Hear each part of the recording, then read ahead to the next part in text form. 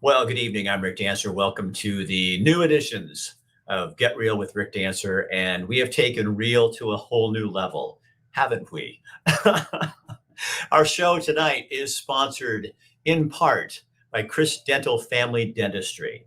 Dr. Michael Bratland has got big kahunas. He is not afraid. He believes in civil freedoms. He believes in this country. He believes in people having a voice and people being able to use it. So he sponsored billboards saying "Back the Blue." He has done just so many things. And his new ads are talking about how you have the right to health care, no matter what your vaccination status is. And he believes that with all of his heart, and he sponsors our show. So if you're looking for a dentist, I'll tell you, he's gotten super, super busy because there's a lot of people out there who give a damn about where they go do their work. And so if you want to support people, support him, support our show and our other sponsors. So we're glad to have you aboard. We got a great show for you tonight. We're going to check in a little bit later with Kim Stark. She's going to talk about with our Elements for a Healthy Life, sponsored by Elements Health Club segment. And tonight she's going to talk about mental health. And she kept asking me questions, and I feel like this is a show is because of me, and I'm not sure what that means. But you know Kim, so she'll be here in a little bit to do that. And we have another guy named Scott Morgan, who's out of Jacksonville, a friend of mine here in town who's with a local union trying to fight the mandate, said, Rick, you've got to talk to this guy, because we've had Alan on last night, Alan Thayer. And this is another gentleman. He's not a lawyer, but he's doing some schooling and some practices. We figure you guys got a week left till the 18th. We want to give you as much as we can to bolster you, because we really are feeling for you people who are standing up for your right and losing your job for no reason. And I said that because it's my show and it's no reason. So, you switched to him? People are going, oh, yeah, I switched to him. Well, good. Hey, you guys, while you're on here, instantly right now, there's like, a couple hundred of you on there. Share it on your page right now. Just take it, share it, and it'll be live on your page. And then all the people on your page are going to see it at the same time. See how that works? I know. It's pretty smart. So, our first Bill London's on tonight, and I'll tell you, we already have a failing report card for the state of Oregon. Now we're going to get rid of a bunch of teachers over a mandate, and the teachers' practices in something group, I don't know who they are, but they're not very smart. They just started to dumb down what they're going to hire for your substitute teacher. So here to tell you more about what kind of people are going to be in your classroom. If I was a teacher, I'd be pretty pissed off right now. Here's Bill London. Good evening from the 1120 AM and 93.7 FM KPNW studios. I'm Bill London. Here's what's going on. Well, we're going to start off by following up on a story that we first reported late last week, and that was the need for emergency substitute teachers and a certification that residents could get to actually be substitutes in the state of Oregon. Well, the Oregon Teacher Standards and Practices Commission announced that they're temporarily dropping one of the original requirements to become an emergency substitute teacher here in the state of Oregon. And that requirement they're dropping? Having a college degree. The commission thinks it'll help them alleviate the shortage of substitute teachers. Now, looking back to December of 2019, there were just over 8,000 substitute teachers in Oregon. Right now, there's just under 5,000. So the State Teacher Standards and Practices Commission filed another temporary order to establish emergency substitute teaching licenses. Under the order, the only requirements now are for candidates to be at least 18 years of age and pass a background check. Districts are going to be expected to pay for the emergency licenses, certify specific administrators to support the candidates, and then supervise the performance of the substitutes. Now, a lot of parents around the state voiced major concerns about how long these substitutes with no experience were going to be in the classroom, especially with vaccine mandates looming. Anthony Rosales, the executive director of the commission, says they'll cap assignments at 10 days. Rosales said the emergency licenses will only be in effect for the rest of the school year or 6 months, whichever is later. The commission plans to revisit the system in January to see if the shortage is improved.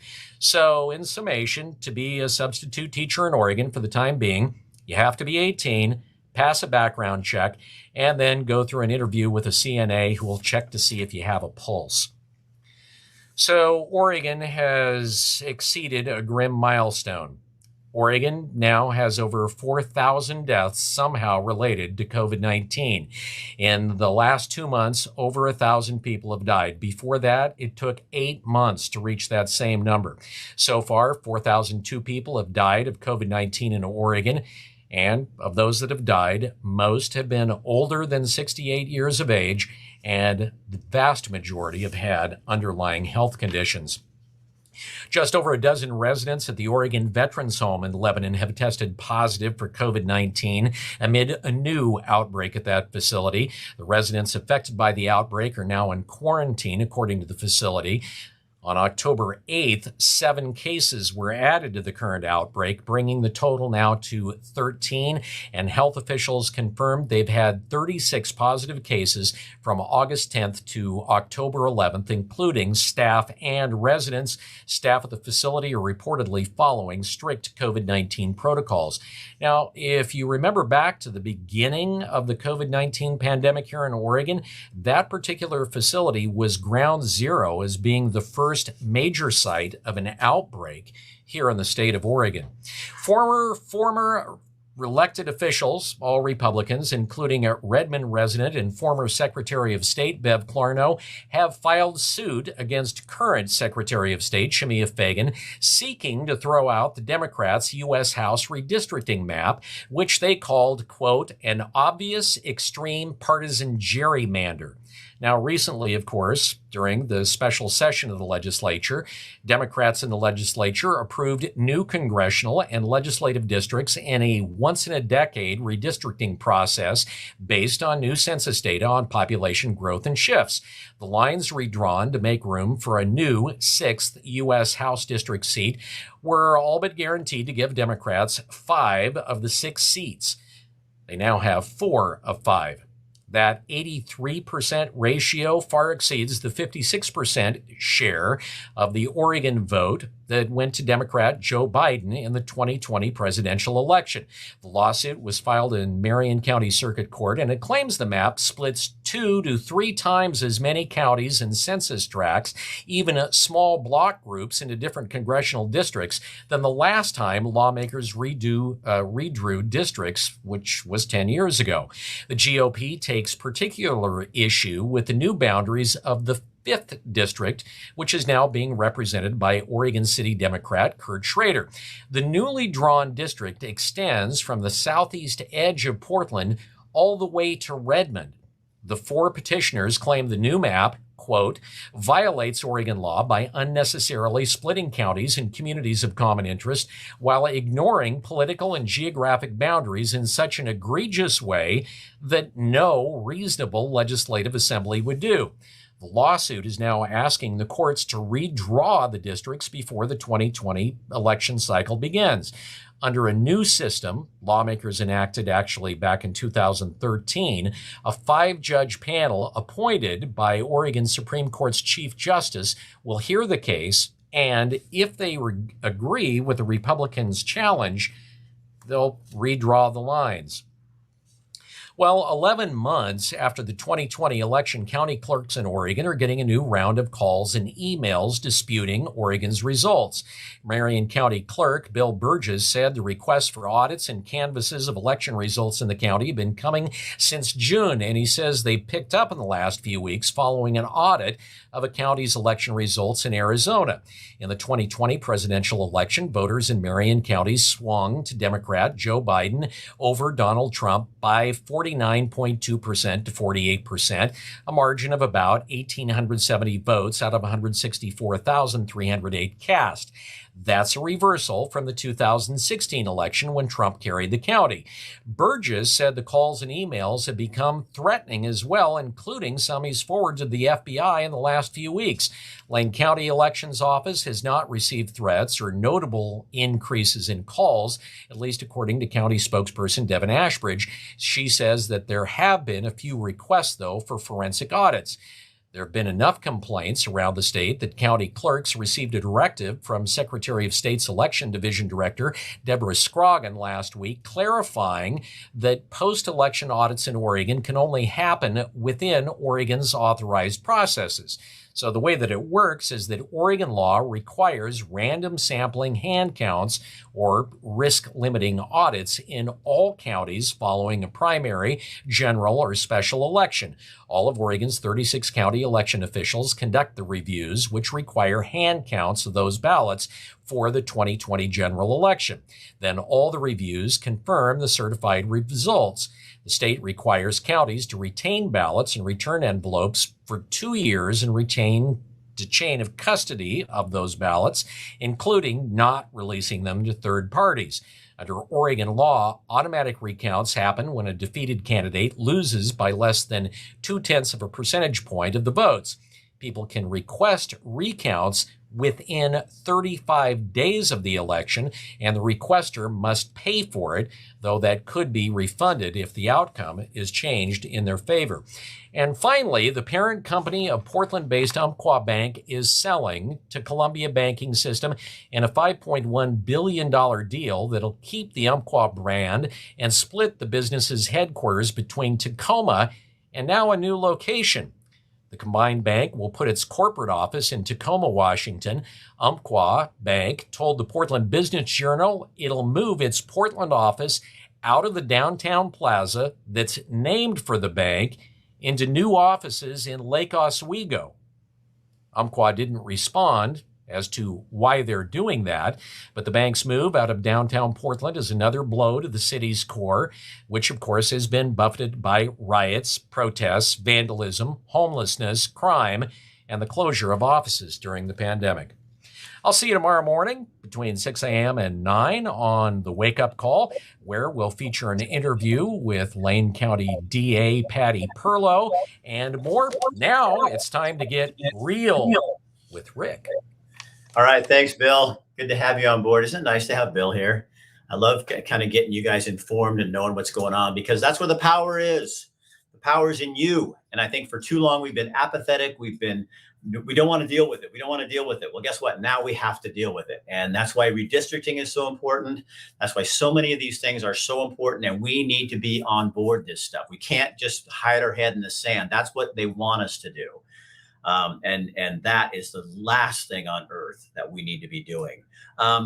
Real quick, before we go to our Elements of a Healthy Living segment, I'm going to bring Kim Stark on. Kim, so this is outside the realm of the Elements feature. This is still on our other Chris Dental.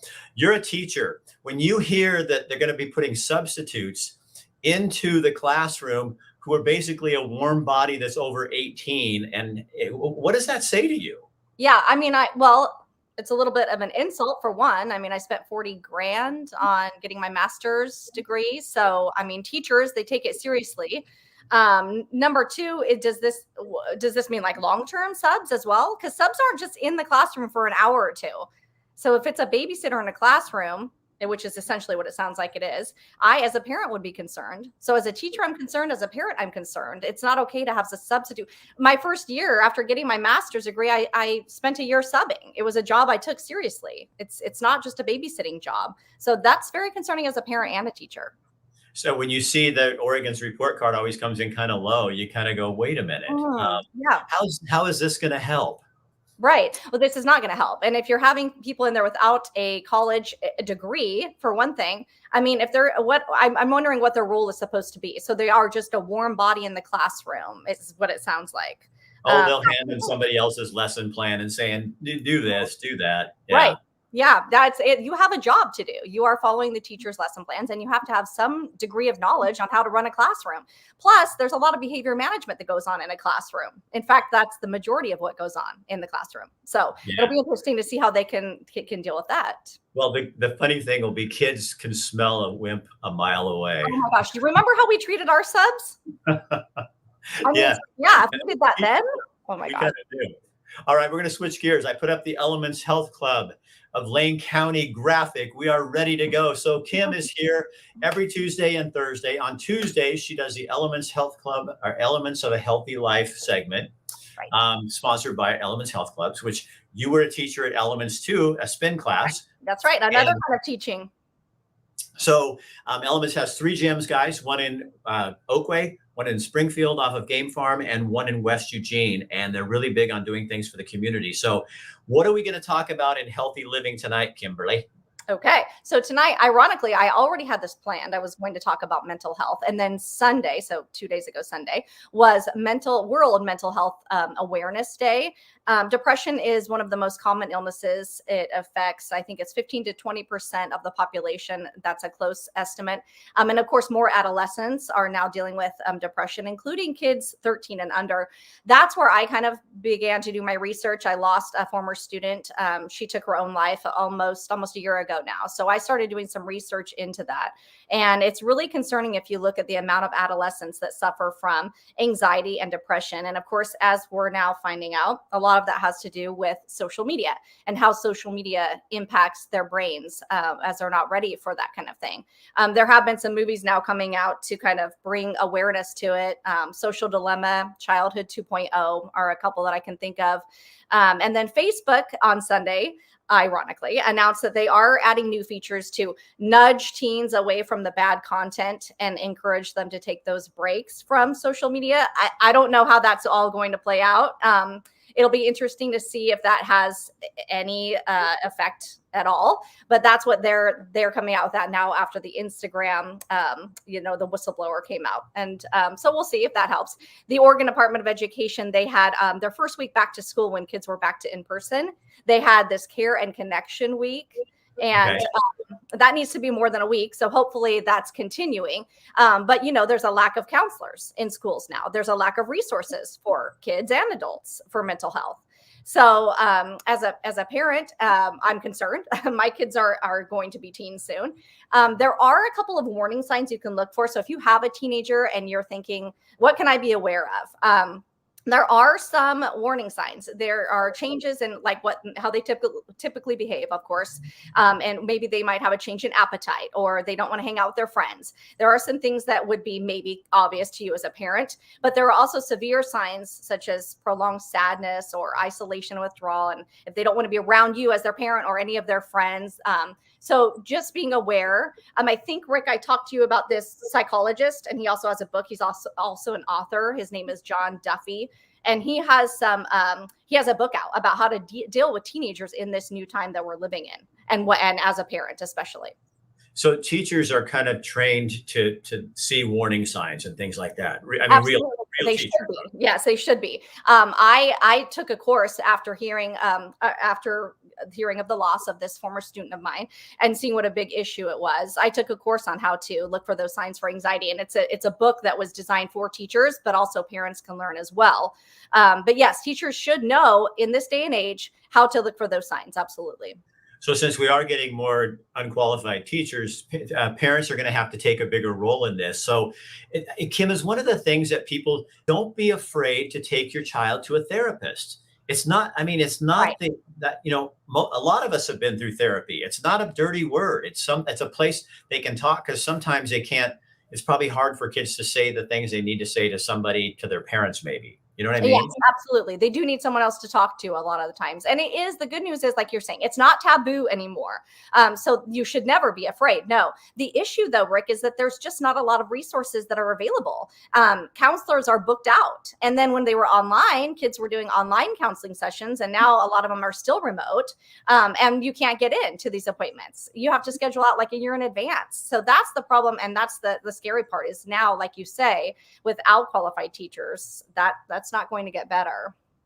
So the best thing to do is really be watching your kids all the time and having conversations. And even what about it with adults? I mean, with each other. I think, Right. the more we're distanced from each other, I think the more dangerous it is. You know what I mean? People were made to live in community. That's kind of how we're designed as human beings. It's been going on since the caveman days, Right. you know? Right. Absolutely. That makes a big difference. And also if you, there are ways that you can help yourself by, simple things like breathing exercises when you're not spending time with other people, getting outside, exercising, those kind of things. But also doing volunteer work, just getting involved with making other people happy to help your, self-esteem.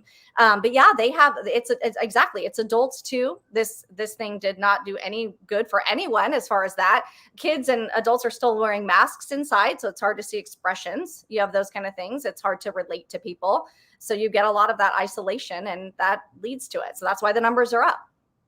And the thing that you and I know is one of the best things to do, because as you get, somebody said to me today at the gym, "Oh, I think I'm getting, I'm trying to get rid of my COVID fat," and it's because people were staying in, they weren't doing stuff. Now it's time to get out and move, because Right. exercise is one of the best things.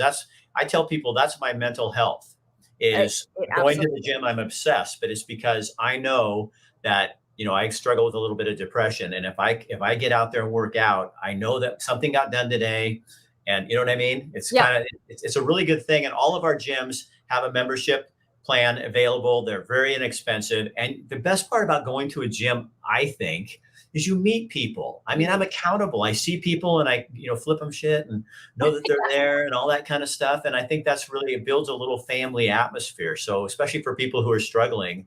We have Oh, this it big totally. guy at our gym now. I don't know his name. He tells me, but I have to hear a name a couple times. But he's really large, and he's already lost, I bet you, about 15 pounds in a couple of weeks. And so I see him. I go, "Hey," so I'm going to give him my extra. I have that my zone strap that I don't Oh, use. I have one. And so I'm going to give it to him and encourage him to do that. So we can do that as people too, as encouraging people to do Oh, yeah, things. absolutely. And the fitness classes, I mean, Rick and I have done cycle classes where I was the instructor. We were in there together. The classes are great. If once you take that step in the door and realize how fun it is, you're hooked. And I think people working out together in a group, I mean, it's just so much more fun, and it holds you accountable for showing up at that time. Yeah. Kim Stark, thank you so much. So, Um, so fun. I Thank you to Elements Health Clubs as well.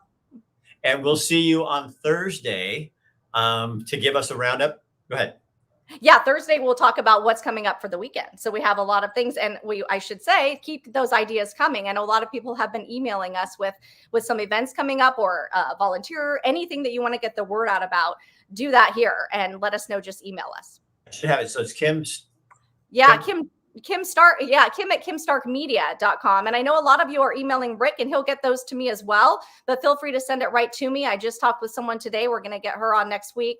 And we'll get you in there. We don't have to worry about we don't have rules on this show. We can figure stuff out there. We're from the news days where we couldn't always put these fun things on. So Yeah, isn't that nice? It's kind of refreshing, isn't it? right, we can actually do this for you. So All, please reach out. all of our friends from the news industry are probably going, "Oh my God, Rick and Kim got a mic, and now and no rules, and look what they're doing." I know. Watch out. You don't Watch know out. what we got. All Thanks. right, Kim, we'll see you Thursday. Thank Okay, you. bye, guys. All right. Okay. So there you go. Your Elements Health Club, health ways of a healthy living. I've just got so much on my mind here. Thank you, Kim. Again, that is awesome information. And you guys, again, share this on your page right now. It'll go to people on your site, because you never know when one of these things, somebody's suffering with mental illness, somebody's suffering with anything like that. Now, our next guest, last night we had Alan Thayer on, an attorney in town, talking to folks that have applied for a religious accommodation and haven't gotten it. He gave you some tips. A friend of mine here in town is in a local union, and he's not going to get the vaccine for his own reasons. It's none of my business, and it's none of yours. And but he and other members of his friendships and this union are fighting. And he said the other day, "Rick, I contacted this guy named Scott Morgan." Oh, and there he is. And Scott, tell him you are down in Medford, Jackson County. Jackson County, yeah. Southern Oregon, down here by the border. So tell people, and you guys, that's not why he has a Southern accent. It's because he's actually from North Carolina. It's people in Southern Oregon, just if you're out of our region area, they don't have a Southern accent, I don't think. No. Hey, Scott, Born and raised in North Carolina, so tell people who you're with and what you guys are doing for folks. Well, this has all started. I got involved at the Jackson County Republican Party of all places. And in my opinion, we should be a community service organization more than a political organization. So we got involved finding ways we could serve the community. As we figured out what was happening, I know a little bit, mostly just to keep myself in trouble with the law. And I know a little bit about pushing back. I love the Constitution. I love this idea of freedom. I have problems with authority. So we started doing some classes on ways that people can stand up for themselves. And what we ended up doing was attracting this guy who, he and his team produce phenomenal results here in our county and here in the state. You'll never hear about him. He stays behind the scenes, but he has come along and started doing these classes for us. And so as I started learning, I said, man, I'm sure other people want to learn. And one thing led to another. And we had about 100 people showing up every week. And so you're giving them information in ways that they can get into the system and really understand how to fight this. Or is this overall how to stand up for yourself? Well, that's built into it, but there's an acute issue here. Right? There's an emergency with, people are actually they're threatening to fire them. People are about to lose their jobs. And so immediately, what is it we can do? And one of the things that it's been suggested that we do is we fill out what's called an affidavit. An affidavit is a legal document. It's upheld in any court of law. You swear under penalty of perjury that what you're signing is true. There are two very clear statutes in Oregon that are for medical freedom. It's just not up for discussion. It's very clear. I can tell them give them to you if you want, but we use those in one of our first affidavits.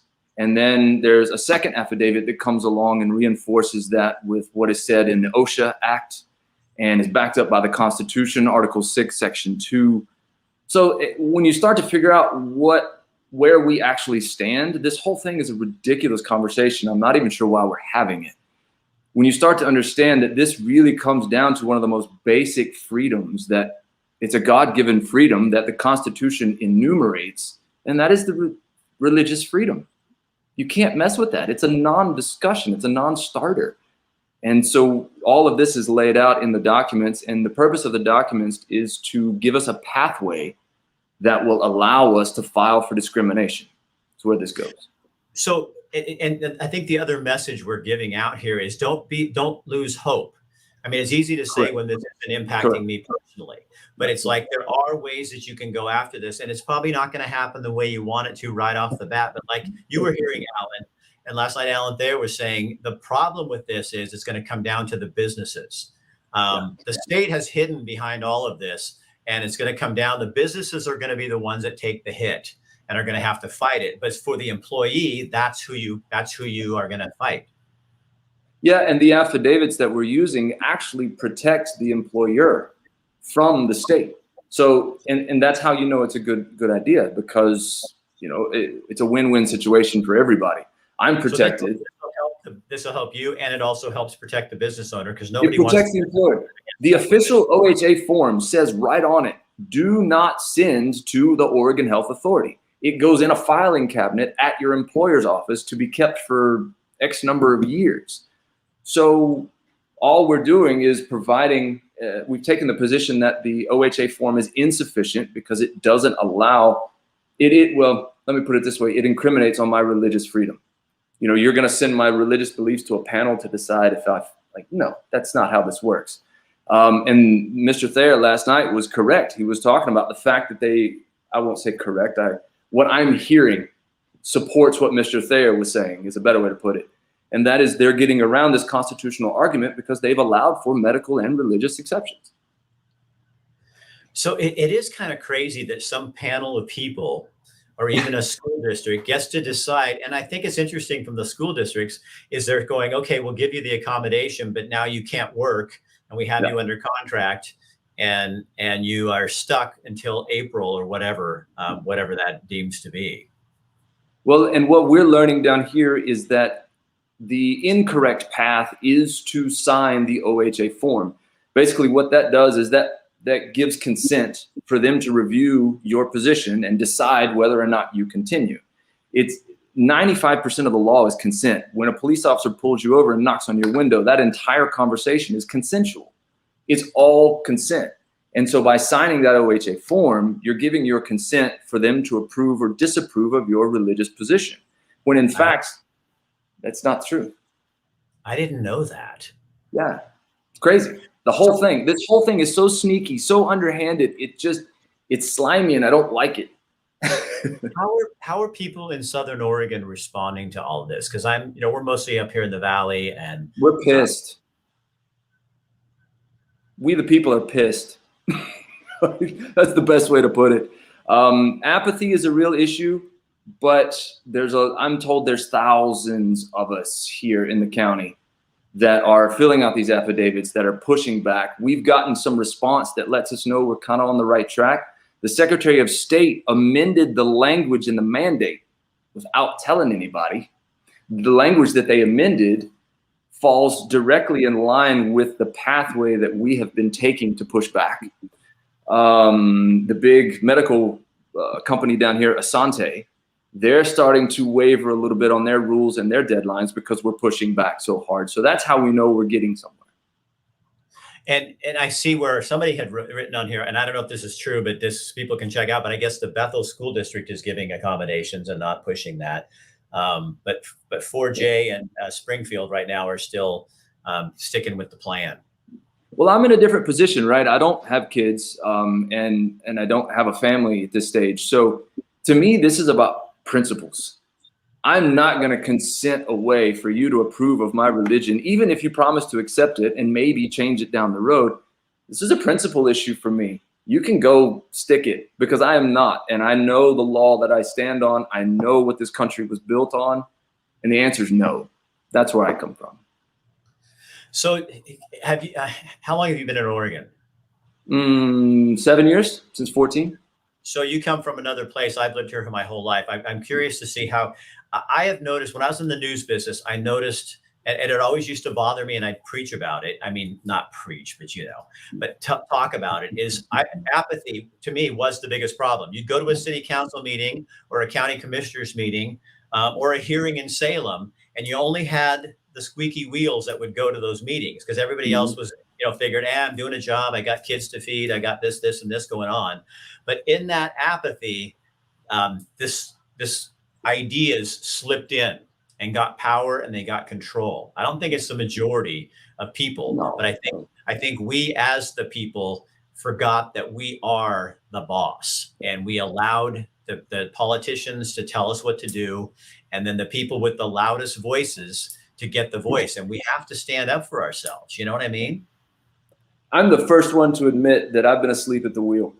I mean, I just went about my life. I was so disheartened by the system and the BS that goes on. I didn't want to fool with it.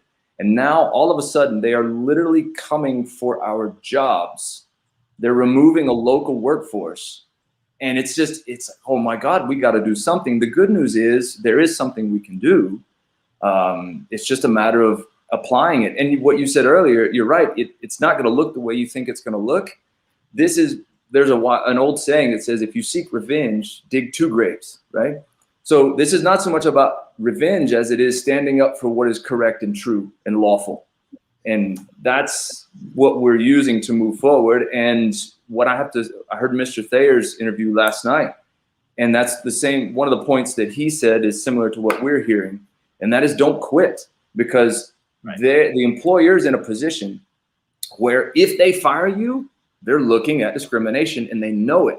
So that's why they're sneaking around and they're saying, well, we'll put you on leave, or, well, you can use this up, or no. If you walk out, that's consent. You have to show up. You have to force their hand, because only when they take that position of firing you, only then do you have a complaint. Only then do you have a grievance at law. Don't you think this is going to come back to bite our culture in the ass? Because how do you run a hospital when you've let all these people go and there's not enough nurses out there to do the work, or other people, cafeteria people, all that? What do you do with the school when you're hiring non-educated babysitters to teach your students. And what does that say to a teacher about their job? So and how long can you do that? I mean, are we going to lose another year of education for our kids? They've already lost what, 1.5? Are we going to lose another year? And when does that catch up to the people? And I think, Scott, to me, the only way it will is if we hold them to the fire. We hold those people making these decisions. They don't get off this time, because I think far too often people make excuses for them. And now it's like, no, you did this, you fix it, you get this out of this because you caused this. And if you don't do it, I'm going to do it. Well, it's the proper assertion of what has been ours all along. Right. You know, this country, as I understand it, was an experiment. It was the first time that any people had ever sat down and agreed that God came first, people came second, and government came third. Never been done before. And it's been under attack since the beginning. And so this whole thing, when you start to look at what's going on, you're only left with a narrow field of possibilities. And there has to be, it is purposeful, it is intentional. There is no logical explanation for it. It looks like a duck. And involvement by us has to continue. We have to stand up. I say that all the time. It's like, we the people. When right here in Jackson County, there's about 250,000 people. And even if you get 1,000 of us, if you get 5,000 of us, and we stand together and we say no, I really don't care what kind of policy you write. I really don't care, because we say no, and we're the people. So bye. It's a non-issue if we the people come together and remember what's true and we move forward on that. Scott, thank you so much for what you're doing for people down there and for helping my friend up here and his cohorts. And it's good to have you on. We'll have you back again. I like your. Let me share with you the website. We've got all of our classes up on the website. We've got all of the documents available on the website. You can reach out to us. Can you put that in the comment section? Just type in a link to the website, and then everybody on here will get that. Do I have a comment section on here? Tell me what it is. What's your website? I'll do it. JCRPCC.com. You'll see my face on there. Click on the affidavit classes. There's about 5 of them, 2.5 hours each, loaded with info. JCPCC? JCRPCC.com. Okay. All right. Let me put that on there. And that way people can see that. That's it. That's it. Okay. And then you guys, that's how you can get on. And the classes are on there. You can watch them at your leisure, how you want. They are long, but that's because there's a lot of information in there. Right. And last thing I'll tell you is that even if you have filled out the OHA form, you can send in these affidavits and they will amend your initial signature, your initial consent. They will amend it. And so you can rescind that contract. You can rescind that signature and file these affidavits. And that's what we're doing, because that leads to what Mr. Thayer said, the Boley complaint, the Department of Justice complaint. That's where this goes. All right. Scott, thanks again. Thank you, sir. Nice to meet you. Yeah, you too, buddy. See you later. All right. Bye. All right. So there you go, guys. It all comes back to us, we the people. When you read the Constitution, it doesn't say we the legislature. It doesn't say we the president. It doesn't say we the business person. It doesn't say we the mayor, we the city council, we the county commissioners. It says we the people. They work for you and me. And it's time we as people start reminding, not them, first remind ourselves, because they know it, but we've let them get away with this for so long. It's time for us to take back that power and do that ourselves. I want to bring up 2 more things before I go. Troubling things in my world that bother me. I heard Nancy Pelosi this morning on the radio. It was a direct interview with her, and it was at a press conference. And I heard a reporter say to Pelosi, it seems to me you guys haven't done a great job of selling this $3 trillion package. And Pelosi turned back to this woman and said, why isn't the media doing a better job of selling it? They are so used to the media working with them and selling their propaganda that they expect it. And she actually said that in a press conference. I was appalled. Last thing I want to leave you with tonight is I was on a TikTok page today, and a young man, I'm not going to use his name because I didn't ask permission, but I saw on his TikTok page, he made some very interesting observations about Oregon. And I've thought this for a long time, but he put it in really good terms. So the young man said, Oregon's the first state to legalize pot. And we're the first state to also legalize harder drugs in that last election where people aren't, and people know it because a lot of folks who are coming to our town will tell the police officers in our town that they came here, hell, what did I got to lose? I get free medical care and I can use all these hard drugs. So they know it. So we're the first to do that as well. Yet, you still can't buy liquor at a grocery store for the most part. Some rural areas you can, but for the most part, you still have to go to a liquor store. You can't pump your own gas. You're restricted where you can have alcohol. When I'm in Montana with my kid, I can drink a beer right out on the street. Nobody gives a flying shit. But here in Oregon, we have little yellow tape and there's monitors to make sure that you're not taking the alcohol outside the yellow tape, because outside the yellow tape, people can get hurt. But inside the tape, everyone's safe. Oh, God. What is it with us as Oregonians? We're like independent, but yet we want someone to tell us what to do. Well, that is not an Oregonian, and that is certainly not this Oregonian. I think it is absolutely hilarious that we need to think about that as a state. So tomorrow night, we will be back, and Matt McCarl will be here from New Leaf Hyperbarics. He's sponsoring our show. We'll have Bill back, and we're also going to have Kevin Mannix, who's with a group called Common Sense Oregon. And they've got a lawsuit going, and we're going to talk about that to find out more information about what they're doing. They're going to try to make it so that what Governor Kate Brown has done over and over is keep extending this executive order, which was not the purpose of it was for an emergency situation, not to last 2 years. So they go in and change that, amend the Constitution and change that so that no other leader could do this again.